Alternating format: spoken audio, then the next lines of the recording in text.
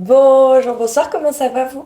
Aujourd'hui, on se retrouve dans cette petite vidéo et c'est la première vidéo du format Docteur Sinamour. Dans ce format, je réponds aux choses que vous m'avez envoyées sur Instagram. Je vous ai mis une petite story en vous disant si vous avez des pépins, si vous avez des anecdotes à raconter, dites-moi. Vous avez joué le jeu, donc c'est parti. On commence tout de suite, on ne fait pas durer l'introduction.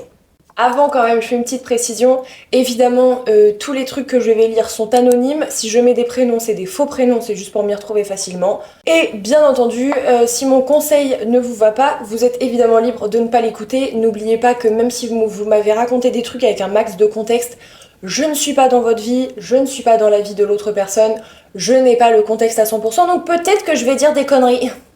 Et accessoirement, j'ai aucune capacité professionnelle pour répondre correctement. On est vraiment juste sur des conseils de pote à pote. Histoire number one. J'ai une situation un peu compliquée et j'aurais vraiment besoin de ton avis. Il y a une fille que j'apprécie beaucoup et elle sait que je suis intéressée, mais elle ne ressentait pas la même chose car elle avait un crush sur quelqu'un d'autre. Ah. Hier, on a mangé ensemble et elle m'a dit qu'elle abandonnait son crush. Elle me taquine souvent et ça crée un peu de confusion pour moi.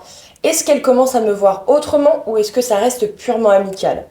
Du coup, je ne sais pas si je devrais attendre, lui montrer un peu plus mon intérêt ou abandonner cette idée pour ne pas risquer d'être trop investie dans quelque chose qui ne mènera nulle part. Ton avis m'aiderait beaucoup. Alors, moi je dis, déjà les étapes elles sont les bonnes parce que tu lui as dit. Tu vois, il y a beaucoup de gens qui sont en crush sur des gens et qui ne le disent à personne. Donc il y a un moment, bon bah ça sert à rien, tu vois. Toi tu lui as dit, elle t'a dit qu'elle a abandonné son crush. Depuis elle te taquine souvent, ça crée un peu de confusion et tout. Moi je dis on n'abandonne pas, hein. Moi je dis on n'abandonne pas maintenant, tu vois, genre elle est au courant, elle abandonne son crush, elle commence à être un petit peu taquine et tout. Moi je dis why not? Moi je dis pour l'instant on se laisse un peu de temps, tu vois, on se laisse un peu de temps, j'ai l'impression que tout n'est pas terminé. Why not en rediscuter avec elle? Tu vois, lui dire, bah je sais pas, j'ai l'impression qu'en ce moment on est un peu plus proche et tout. Est-ce qu'il faut que je reste vraiment en position d'ami? Ou est-ce que peut-être de ton côté il y a quelque chose qui s'est ouvert, tu vois? N'hésite pas à me dire où t'en es, toi. Juste que la relation reste saine, tu vois? Ouais, moi je dirais ça. Number two. Je suis amoureuse d'une amie, pas très proche, que je vois assez rarement. C'est très récent, je préfère ne pas lui dire pour l'instant et de toute façon elle m'a dit être ni bisexuelle ni lesbienne, c'est pas ça le problème. Le problème, c'est qu'elle est extrêmement tactile et donc c'est un peu horrible pour moi parce que ça me fait plaisir mais surtout ça me fait des faux espoirs. Ok. En fait, si elle t'a dit que c'était pas du tout dans son orientation sexuelle, genre en l'occurrence que là du coup elle est hétéro, tu vois, moi je pense qu'on abandonne. Tu vois, je pense que c'est vraiment un coup à souffrir. Hum, Moi je dis, si vraiment tu veux faire un truc, un petit passage à l'action, tu lui dis, rien ne t'empêche de lui dire, même si tu sais que c'est pas son orientation sexuelle, rien ne t'empêche de lui dire, écoute par contre, arrête d'être tactile comme ça, parce que bah voilà, moi je ressens des choses pour toi, donc le problème c'est que quand t'agis comme ça, bah moi ça me donne un peu des faux espoirs, parce que je sais que toi de ton côté c'est quelque chose qui est pas envisageable. Je préférais juste te le dire parce que j'ai pas envie de souffrir de cette situation. Je pense que ça peut être la solution. Histoire numéro 3. J'ai embrassé ma meilleure amie il y a 2 mois et ça fait 6 mois que je ressens un peu des trucs mais je suis perdue. Surtout que elle est un peu en crush sur un mec mais elle a aussi envie d'explorer la relation avec moi donc je ne sais pas quoi faire. En même temps ça me stresse parce que j'ai subi une AS il y a 2 ans et j'ai encore beaucoup de séquelles. Bref, merci pour ce concept. Déjà je suis désolée pour toi pour l'agression que tu as subie. Prends soin de toi, c'est super important. Tu n'es pas responsable de ce qui t'est arrivé. Voilà, je te le cale juste comme ça, je sais que enfin, j'espère que tu le sais. Moi, je trouve que là, ta meilleure pote, elle est un peu dans je profite de tout ce que je peux avoir. Parce que d'un côté, bah, elle veut profiter de son crush mec, mais d'un autre côté, elle veut aussi un peu explorer la relation avec toi. Donc je pense qu'elle est un peu du père. En vrai, je pense qu'elle est du père comme toi. Vous vous êtes embrassés il y a 2 mois. Moi je dis pareil, on se laisse un peu de temps. On se laisse un peu de temps. Toi, tu vois, tu dis que t'as encore des séquelles. Elle est un peu mi-figue, mi-raisin. Donc je pense qu'elle est un peu du père aussi. On se laisse un peu de temps. Si t'as le courage, why not en parler avec elle? C'est ta meilleure pote. T'es libre de lui dire que t'es un peu du père là, que tu comprends pas trop ce qui se passe. Est-ce que toi tu peux vivre ta vie de ton côté ou est-ce qu'il y a des attentes qu'il faut que tu aies à propos d'elle ou pas du tout? Il faut communiquer. Vraiment, il faut communiquer. Alors là, on a une histoire. J'ai flirté avec un gars pendant 1 an, juste pour qu'on se ghoste au début des vacances d'été, parce qu'il n'envoie jamais le premier message et ça m'a saoulée. En plus, notre relation, c'était vraiment mon psy. Et en même temps, mais j'ai compris que j'étais gay. Et ben qu'est-ce que je rajoute à ça, moi? Qu'est-ce que je rajoute à ça, moi? Bon bah voilà, bah la madame elle a compris qu'en fait si ça marchait pas avec le mec, c'est parce qu'en fait elle aime pas les mecs. Voilà. Celle-ci, je préfère prévenir, je crois que ça va pas me plaire de lire ça. Mon copain se plaint de notre relation au niveau sexuel. Il n'est pas satisfait car je ne fais pas assez pour l'attirer, pour lui montrer que j'ai envie de lui. De mon côté, je n'ai pas confiance en moi, je n'arrive donc pas à faire ce qu'il demande et c'est donc source de disputes entre nous. Une bonne relation, que ce soit une relation amoureuse, une relation intime ou une relation amicale, doit être basée sur la confiance et tu dois te sentir à l'aise. Si tu n'es pas à l'aise, il peut toujours te demander de mettre un ensemble super waouh et de marcher en faisant le flamant rose, bah t'auras pas du tout envie de le faire en fait. Genre, enfin même si t'as confiance, en fait personne n'a envie de se balader en flamant rose sin elle. Tout ça pour te dire que tu peux pas avoir des attentes. Tu peux pas demander à quelqu'un, j'aimerais que tu fasses ça, ça, ça, ça, ça, pour qu'on se sente, enfin pour que moi je me sente mieux, si tu ne prends pas en compte les envies de la personne. Tu vois, lui il te reproche des choses, mais est-ce qu'il t'a réellement demandé comment tu te sens avec toi-même, comment tu te sens lors de nos relations intimes? Est-ce que t'aimerais que je sois plus doux? Est-ce que t'aimerais que je sois plus entreprenant? Est-ce que t'aimerais que je sois moins oppressant? Parce qu'en fait, plus il va te dire que ça va pas, que tu fais pas assez de choses, que machin, que truc, plus toi tu vas te refermer, moins tu vas avoir confiance pour t'ouvrir dans cette relation intime, et moins tu vas avoir envie de lui et envie de faire des choses et envie de faire des efforts en fait. Une relation intime, ça doit être un moment de partage, ça doit être un moment de complicité, ça doit être un moment de lâcher prise. Et effectivement, il y a le droit de des fois réavoir des petits ajustements, tu vois, de dire à la personne, je trouve que tu es un petit peu trop égoïste dans ton plaisir, je trouve que tu prends un petit peu moins soin de moi, etc. Là, ok, on peut en communiquer, on peut communiquer de ces relations intimes sans aucun tabou, effectivement, mais il y a une manière de le dire. Genre là, le fait qu'ils te disent, attends, il dit quoi? Que tu fais pas assez pour l'attirer, que tu lui montres pas assez que t'as envie, etc. Il y a une manière de dire les choses, tu vois. J'arrive pas à faire ce qu'il me demande. Voilà, moi c'est cette phrase-là qui me chafouine, tu vois, j'arrive pas à faire ce qu'il me demande. En fait, c'est pas grave, hein. Genre déjà on souffle un grand coup, c'est pas grave. Juste, il faut communiquer de façon claire et précise. Genre là, toi, par exemple, tu n'arrives pas à faire ce qu'il te demande, et le problème, c'est que ça crée des disputes entre vous. Là, ce qui est important de faire, c'est de remettre les choses sur un pied d'égalité, tu vois, et de faire une vraie conversation. Genre en mode, je sais pas comment il s'appelle, genre en mode, écoute Steve, ok, tu m'as dit que je venais pas assez vers toi, que je te montrais pas assez mon attirance pour toi et tout. Honnêtement, frérot, l'appelle pas frérot, c'est bof. Je m'en sens pas capable. Je m'en sens pas capable, j'ai pas assez confiance en moi, je me sens pas à l'aise à faire ce genre de choses. Moi, voilà, je préfère me faire guider et à la limite, une fois que la relation intime sera entamée, je pense que je vais prendre un petit peu plus confiance en moi pour apporter ma pierre à l'édifice, si je puis dire.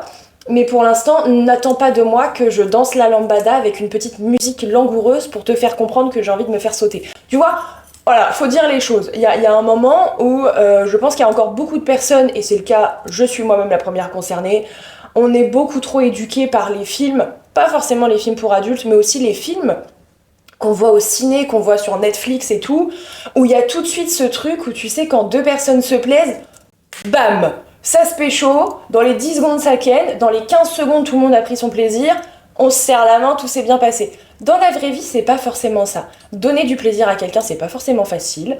S'entendre parfaitement, c'est pas forcément facile. Et c'est pas grave. Juste, faut vraiment en parler, que chacun parle de ses attentes, de ce qu'il aime, de ce qu'il aime pas. En l'occurrence, toi, tu as le droit de ne pas aimer faire le premier pas, c'est pas grave. Et moi, je suis persuadée que après une bonne discussion, après lui avoir expliqué tout ça, en lui précisant quand même que ça veut pas dire que t'as pas envie de lui, que ça veut pas dire que t'as pas de désir pour lui, parce que je pense que c'est ça qui joue, je pense qu'il est un petit peu blessé dans son orgueil. Nous, en tant que femmes, ce serait la même chose, hein. Si notre partenaire ne vient jamais nous voir, n'a jamais envie de nous, on s'inquiète en fait. On se dit, bon bah voilà, en fait, je lui donne pas envie. Il ou elle n'a pas d'attirance pour moi, ça peut être blessant, tu vois. Donc vraiment, remettre ça dans le contexte, en mode, c'est pas que j'ai pas envie de toi, c'est juste que faire ce premier pas, ça me gêne. Je me sens pas à l'aise avec moi-même, j'ai peur d'être ridicule, j'ai peur que le message soit mal interprété, que sais-je, tu vois.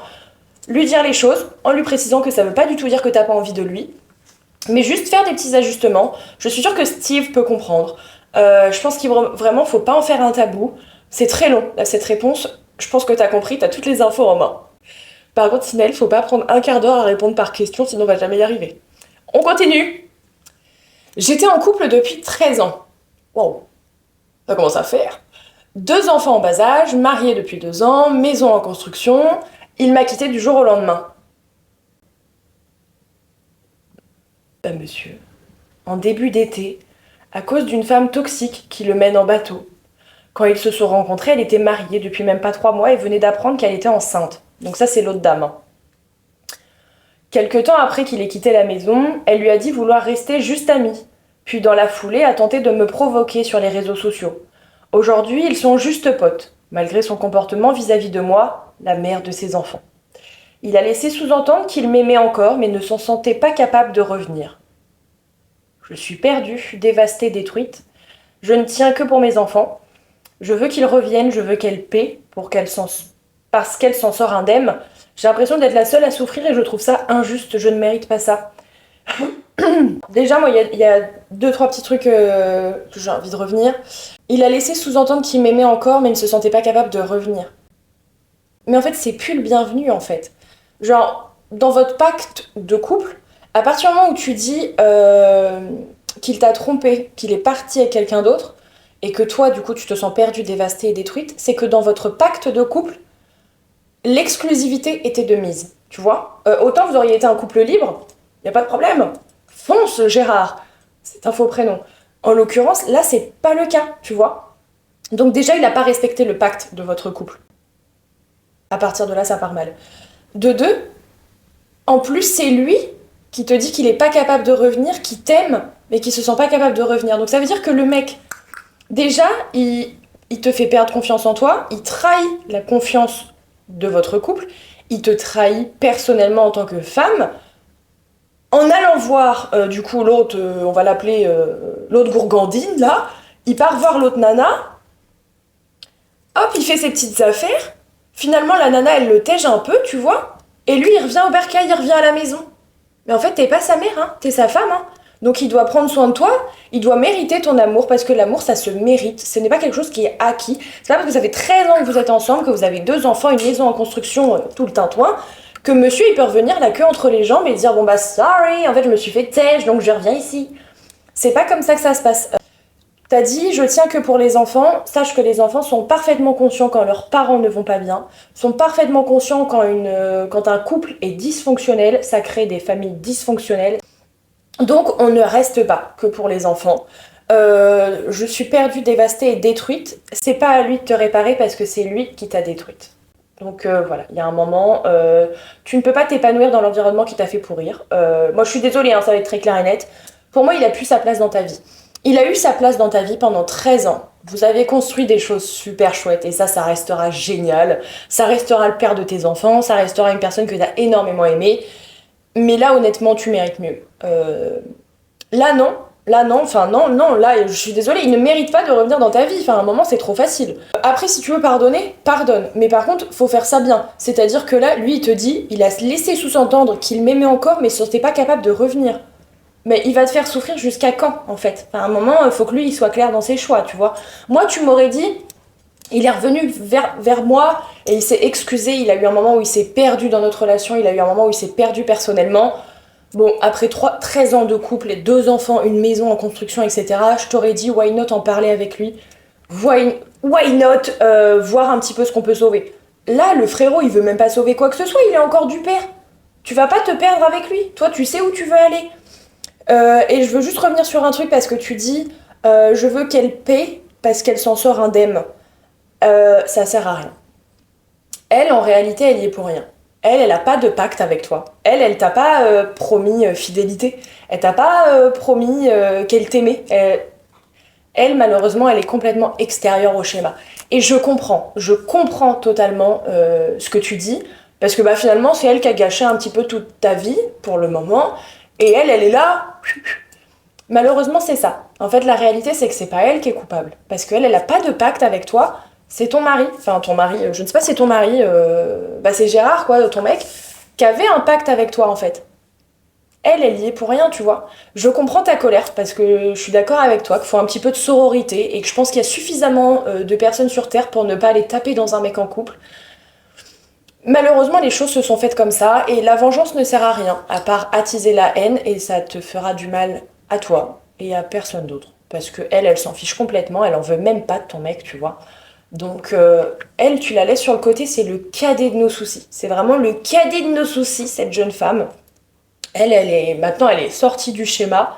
C'est à vous de voir si maintenant vous voulez réparer votre puzzle ou faire vos petites pièces chacun de votre côté. Voilà. Alors, c'est parti. J'ai un pote, sauf qu'on n'est pas assez amis pour dire qu'on est potes. J'adore ces trucs-là. Bref, c'est galère.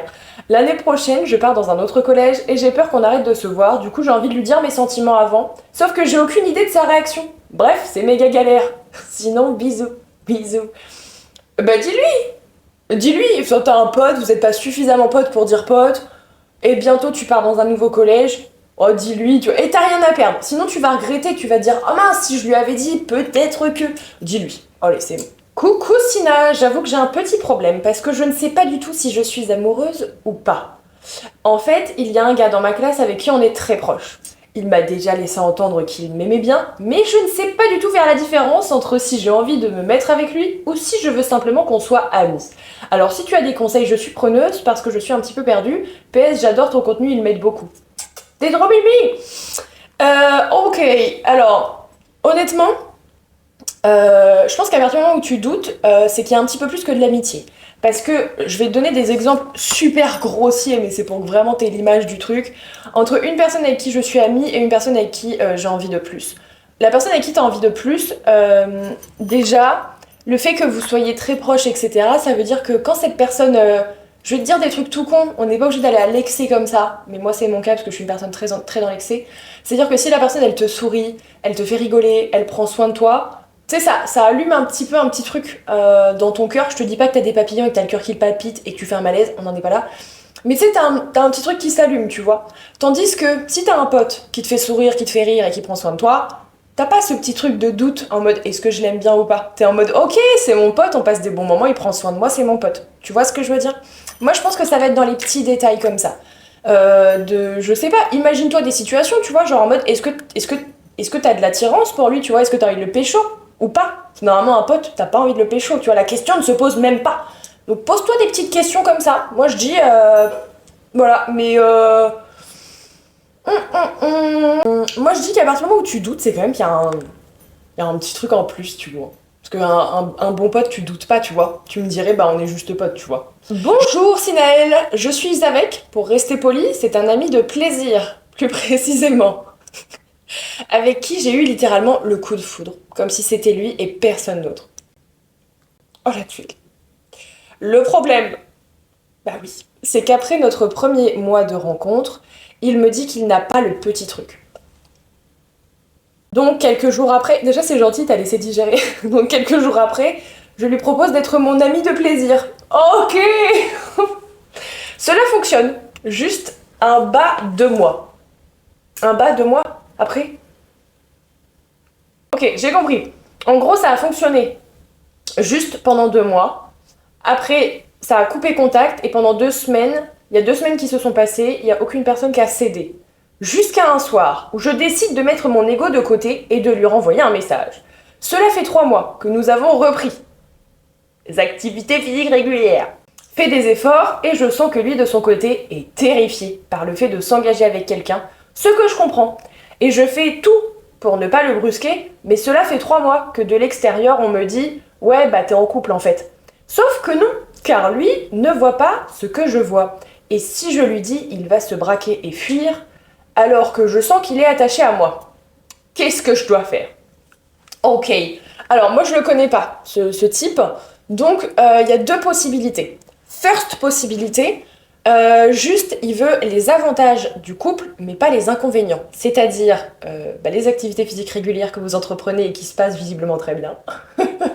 La complicité que vous avez, voilà, tous les côtés cool du couple, tu vois. Donc voilà, on s'amuse, on rigole, on passe des bons moments.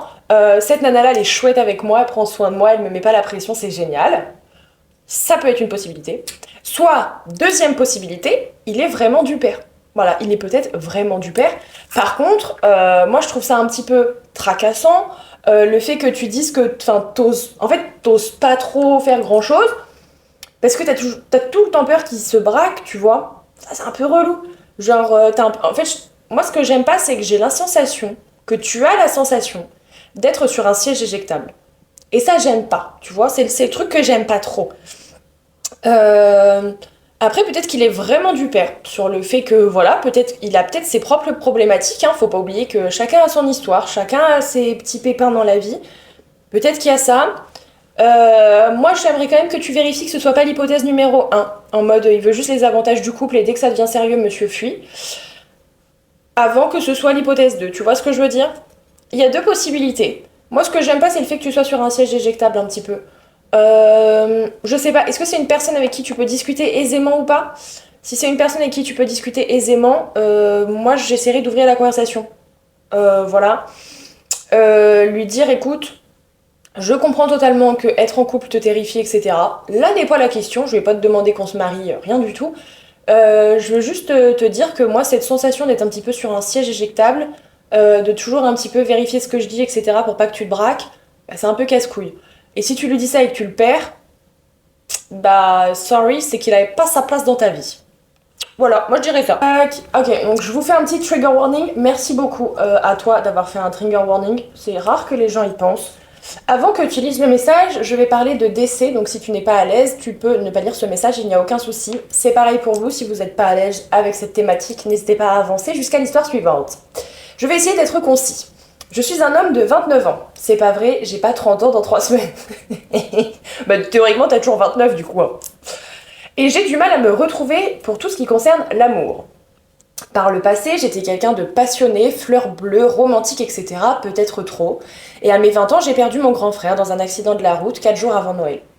Je suis désolée. Oh, ça m'a... On reprend. Ça a évidemment été très dur. Évidemment. Pendant 5 ans, malgré les propositions, je suis restée seule. Ok, donc là, t'avais 20 ans, pendant 5 ans, t'es restée seule. Ok. Puis j'ai relationné avec une jeune femme avec qui c'était une attraction complètement animale et forte. J'étais très amoureux. Au lit, c'était l'extase, mais pour le reste, elle me paraissait très évasive. Pour quand il était question de voir sa famille ou ses amis, même après 6 mois, 1 an. Bref, on a fini par se séparer parce que c'était tendu et que j'étais pas à l'aise vis-à-vis de ça. J'ai appris 2 ans après notre séparation qu'elle était comme ça car depuis le début de notre relation, elle était encore avec son ex. Autrement dit, j'ai été un amant par mégarde pendant 1 an. Oh la tuile. Alors qu'elle venait dormir 2-3 soirs par semaine à la maison, bref. Des années plus tard, en 2022, j'ai perdu ma maman d'un cancer du sein. Ça a été extrêmement dur. Je suis désolée pour ça aussi.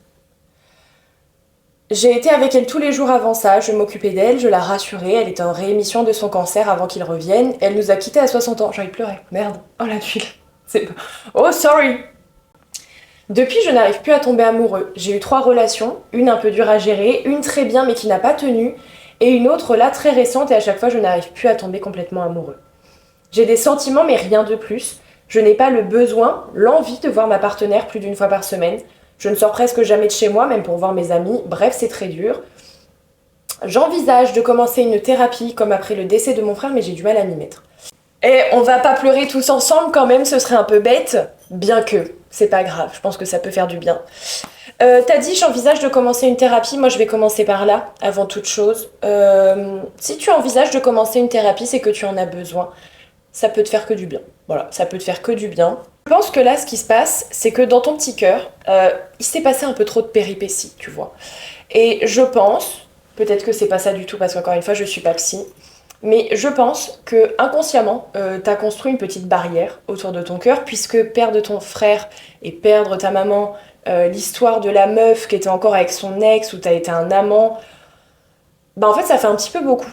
Et donc je pense que autour de ton cœur, t'as construit un petit peu des petites murailles, et le problème c'est que là, les gens que t'as rencontrés n'ont pas les capacités de casser cette muraille qu'il y a sur ton cœur. Je pense qu'à la limite, il faut vraiment que tu rencontres THE femme qui arrive avec un marteau et qui te dit oh, écoute mec, moi je vais l'attraper ton cœur, d'accord? Mais là, je pense que là, il faut d'abord prendre soin de toi, d'abord réparer ton cœur. Parce que là, pour l'instant, ton cœur il s'est caché en fait. Genre là, il s'est caché pour pas souffrir. Alors, effectivement, c'est chouette. De barricader son cœur, c'est chouette. Je sais que tu l'as pas fait de façon consciente, sinon tu me l'aurais dit. Euh, En fait, il y a un côté cool à avoir son cœur barricadé, c'est que tu te protèges de toute souffrance. Le problème, c'est qu'en protégeant ton cœur, tu te protèges aussi de trucs super chouettes. Genre tomber amoureux. Et en fait, je comprends et je pense qu'inconsciemment, t'as très peur de souffrir parce que j'ai l'impression que tu as la sensation d'avoir eu ton quota de souffrance et je le comprends totalement. J'ai longtemps été comme ça aussi. Après avoir traversé pas mal de pépins, j'ai eu cette sensation où là, je peux plus souffrir, frère, je suis au bout, tu vois. Mais moi, je suis persuadée qu'il y a des jolies choses qui t'attendent. Dans la façon dont t'écris ton message, on sent que t'es une bonne personne, tu vois, genre... On sent que t'es une bonne personne. Déjà, tu me suis, donc à partir de là, t'es forcément une bonne personne. Moi, je pense que du temps. Et tu vois, là, tu dis, j'ai pas le besoin, l'envie de voir ma partenaire plus d'une fois par semaine. En fait, je pense que juste t'as besoin de temps, t'as besoin d'être un petit peu seule. Et moi, je pense qu'effectivement, ce serait pas mal de commencer une thérapie parce que j'ai pas envie que tu tombes dans ce truc où tu te renfermes complètement sur toi-même. Parce qu'après, t'as dit que tu voyais pas, enfin, tu sortais même pas trop pour voir tes amis, etc. Ça, c'est pas top. Donc moi je dis prends soin de toi. Là on se laisse du temps. Prends soin de toi. Je pense qu'il y a des choses à réparer. On a toujours des choses à réparer. Et quand tu seras un petit peu plus réparé, je pense que ton cœur sera un petit peu plus apte à faire confiance à quelqu'un et à se laisser guider vers une relation qui, je l'espère, sera la plus belle pour toi. Parce que je suis persuadée que tu le mérites. On continue. Ça va être dur de passer après cette histoire. Qui m'a beaucoup touchée. Ça m'a beaucoup touchée. Bonjour, pour faire au plus simple, en couple depuis presque 2 ans, nous avons un bébé de bientôt 9 mois, et c'est la catastrophe. Depuis que j'ai appris qu'il m'a trompé le soir même de l'accouchement. Je ne supporte plus qu'il me touche, qu'il me parle, rien du tout. Et il n'a pas fait que ça. C'est pas possible. Faire du rentre-dedans à une de ses ex, me prendre en photo nue en train de dormir et l'envoyer à des personnes. Et oui, je suis encore avec lui. Mais je n'y arrive plus. C'est de plus en plus dur. Je ne peux pas partir comme ça car je n'ai pas assez d'argent et j'ai surtout ma fille. Et je sais qu'il se battra bec et ongle pour elle. Je sais qu'il faut que je parte mais je n'y arrive pas. Un coup ça va mieux, un coup c'est encore la catastrophe. Enfin voilà. Oh my god. Alors c'est très grave. Déjà, le fait qu'il t'ait trompé le soir de l'accouchement, déjà, lui vraiment il a inventé le culot en fait. Le fait qu'il fasse du rentre-dedans à ses ex comme un gros chien de la casse, la frère, t'es gênant en fait. Ça fait partie vraiment d'un caractère où c'est vraiment une grosse merde, tu vois. Par contre, le fait qu'il te prenne en photo, à ton insu, déshabillé, en train de dormir et qu'il l'envoie à d'autres personnes, ça c'est très grave et c'est de l'ordre du pénal, en fait. Voilà. Désolée, hein. J'ai pas un bac de droit, je sais pas ce qui se passe, mais je suis persuadée que ça c'est pas légal. C'est absolument illégal, il a pas ton consentement pour te prendre en photo, il a pas ton consentement pour envoyer à d'autres personnes, donc c'est absolument pas normal. Ça à un moment, je pense que là tu peux faire jouer des choses là-dessus. Ah, tu dis que t'as pas assez d'argent pour partir, alors je ne sais pas ta situation, effectivement. Est-ce que éventuellement tu as des proches chez qui tu peux te tourner? Est-ce que tu as des amis chez qui tu peux te tourner? Est-ce que tu as de la famille chez qui tu peux te tourner? Parce que là, je pense que ce serait pas mal avant que ça dégénère. Le fait que déjà qu'il ait pris des photos de toi, moi ça me plaît pas. Tu vois, je trouve que ça en dit long sur le respect qu'il a pour toi et le fait qu'il ait pas beaucoup de limites. Donc j'ai peur que ça dégénère. Moi, je pense que là, faut quand même tout faire pour partir. Pour ce qui est de ta fille, après, ça va être compliqué, hein. Je te dis pas que ça va être facile, ça va être compliqué. Pour ce qui est de ta fille, si c'est un bon papa, qu'il l'a toujours respecté, etc., en soi, il n'y aura pas de souci, tu vois. Par contre, moi, ce qui m'alerte, je suis désolée, hein, ça se trouve, je vais te faire peur pour rien, mais moi, ce qui m'alerte, c'est le fait qu'il t'ait pris en photo à ton insu, déshabillé, et qu'il envoie cette photo à des gens, tu vois.